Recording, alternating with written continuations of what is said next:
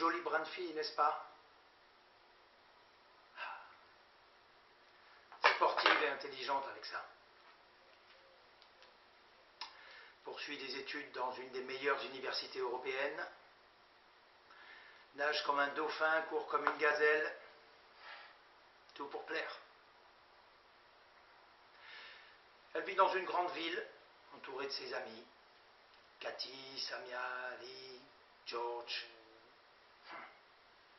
Toute sa bande, quoi. De vrais amis, des gens sur qui on peut compter en cas de coup dur.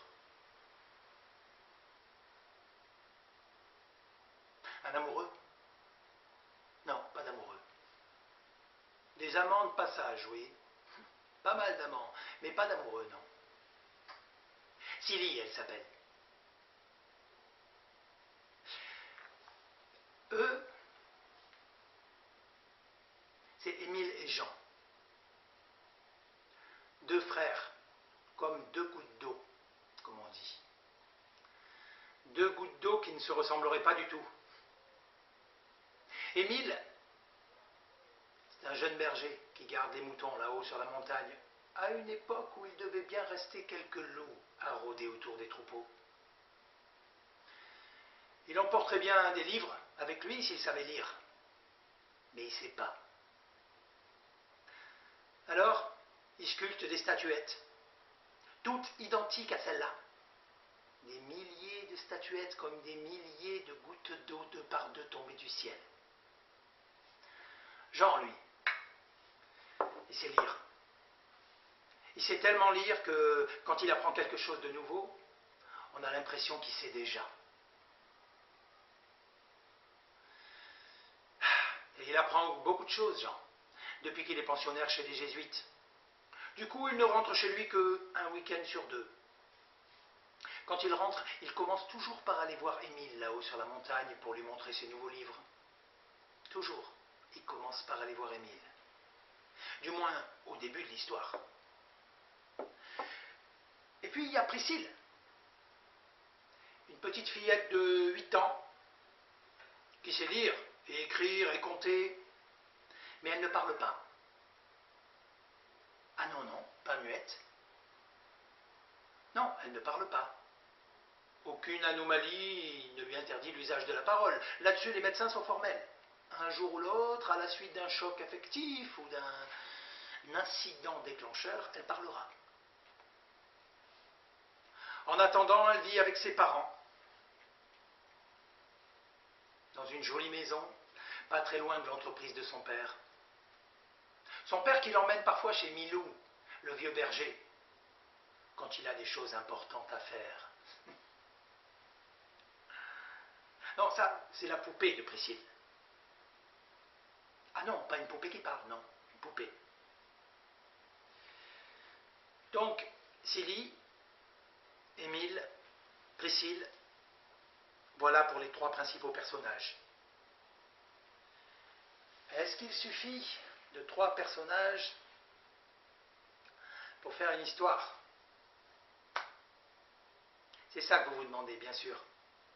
Ça dépend du temps qu'il fait autour d'eux, du temps qu'on a. Silly, par exemple. Il y a un truc qui colle pas, vous êtes d'accord avec moi? L'étudiante. Tout pour être heureuse, mais non. Comme s'il manquait une pièce à son puzzle. Un jour, en faisant son jogging matinal, elle est bousculée par un étrange chien noir qui lui en rappelle un autre d'il y a très longtemps. Émile, le jeune berger là-haut sur la montagne qui aimerait savoir lire, pour pouvoir lire les livres de son frère. Il donnerait tout pour ça, tout. Quant à Priscille, la petite fille de la poupée qui ne parle pas, un jour, elle descendra avec Neg, le chien du berger, tout au long de la rivière qui descend jusqu'au village où habite sa maîtresse, qui est aussi la maîtresse de son père. Une maîtresse, c'est quelqu'un qui vous apprend des choses. Un chien de berger, c'est un chien capable de rassembler une infinité de moutons en un clin d'œil sur un simple claquement de doigts. Comme Neg, le chien du berger. Neg, c'est le diminutif de négro qui veut dire noir. Un diminutif, c'est un mot qui en désigne un autre en lui ajoutant une nuance affective, comme Neg, Milou ou Silly. Voilà pour mon histoire.